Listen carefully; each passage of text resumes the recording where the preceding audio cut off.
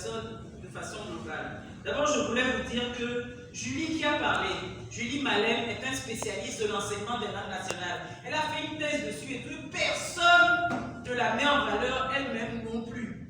Si vous voulez savoir, connaître, comprendre la question des langues nationales, adressez-vous à Julie Malem.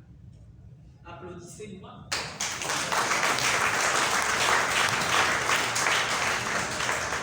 Il faut, parce que nous avons plein de gens qui sont formés. On ne s'en sert pas. On va prendre d'autres personnes. On va aller prendre un expert quelque part pour enseigner vos langues nationales. Ça ne peut pas aller.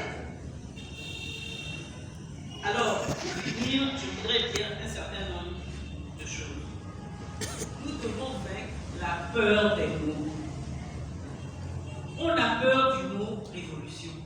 On a peur du mot rupture. On a peur des mots comme front. Mais vous pouvez savoir le nombre de choses que vous ne pouvez pas dire.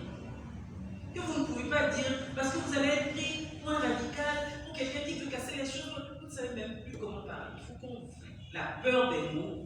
Et Roger n'a pas commenté le problème de la vérité. Quand quelque chose s'appelle blanc, ça s'appelle blanc. Pourquoi on ne veut pas qu'on le dise? Il faut toujours trouver le moyen de, sinon, vainquons la peur des mots.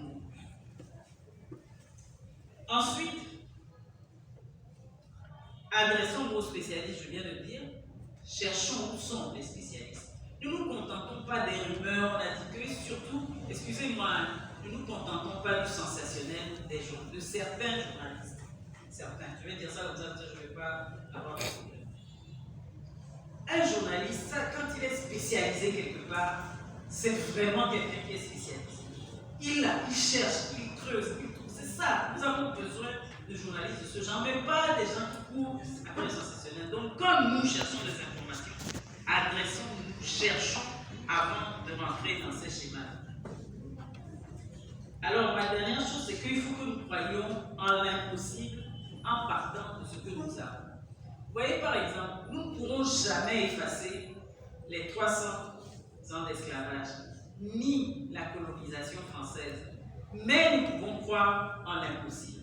Vous voyez, par exemple, vous savez que quand on parle des locuteurs français, on compte tous les millions de Togolais, combien parlent français? On prend tous les pays dits francophones, on met les millions ensemble et on dit que le français est parlé par... Absolument faux. Quelqu'un aller dans une rue de Lomé, adressez-moi en français à quelqu'un, vous verrez.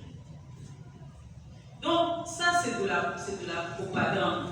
La France a besoin d'avoir beaucoup de locuteurs pour être une puissance de taille internationale. Nous servons à ça, tous les pays francophones. Mais nous pouvons aussi, nous ne pouvons pas faire comme si nous n'avions pas le français. Nous allons tirer le meilleur parti de ce français que nous avons eu. Mais nous pouvons aussi ne pas faire ça.